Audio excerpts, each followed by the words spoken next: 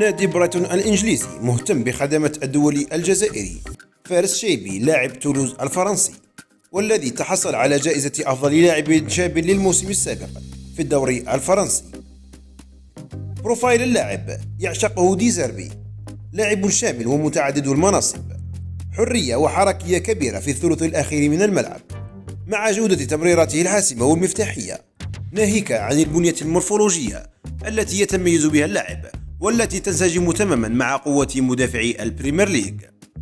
أفضلية كبيرة للجزائري لو يتم التعاقد معه، خصوصا بعد خروج ماكاليستر إلى ليفربول، والذي كان حلقة مهمة في أسلوب لعب الإيطالي.